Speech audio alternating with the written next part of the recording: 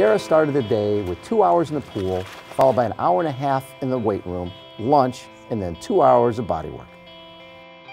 The clock finally settled on pause long enough for Dara to take a few minutes to reflect on what has been an amazing career.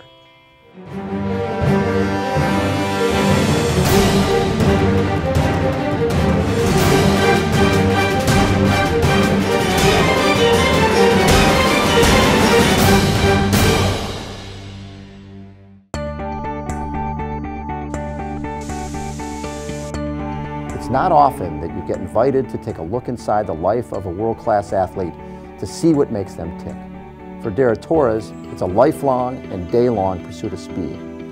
She has been an athlete, a model, a gold medalist, a motivational speaker, a businesswoman, and, more importantly, a mom. I have Angry Birds. I have a lot of them. I have 3. What was it like your first experience in 1984?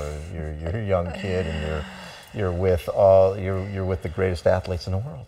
Yeah, that's what you think about. You forget that you're one of the greatest athletes in the world, right. And all you think about is like, wow, there's, you know, Michael Jordan and Mary Lou Retton, and you're sort of in awe of everyone else, forgetting that you're there too with them competing. And I was basically this little 17-year-old punk kid just sort of bouncing off the walls and kind of hyperactive and just so excited to be there. You know, I couldn't really appreciate it like I did in this previous Olympics in '08 where I was older, a little more mature, and can kind of take everything in and just soak it up. What have you learned about yourself through all this process of, you know, starting as a young punk in '84 and now trying to get back to the games for 2012?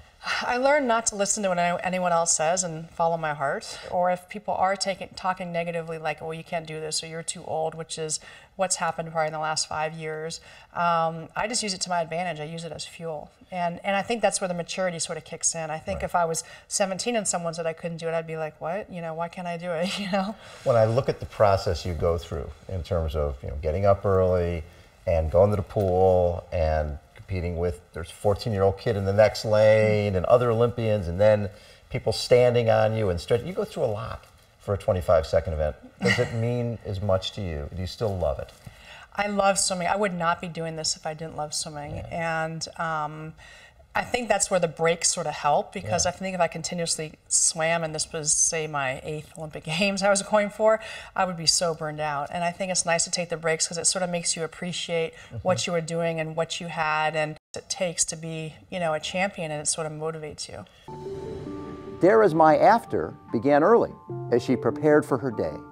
Her recovery started on the pool deck, continued in the weight room, then at lunch, and finally back home. Dara's my after ended just as it began, by spending time with her daughter Tessa.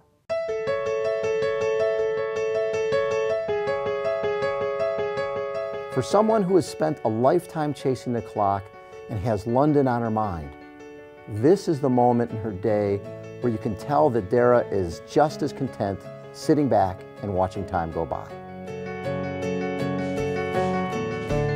This time, your daughter, Tessa, is old enough to be part of the process. Is that a driving force for 2012?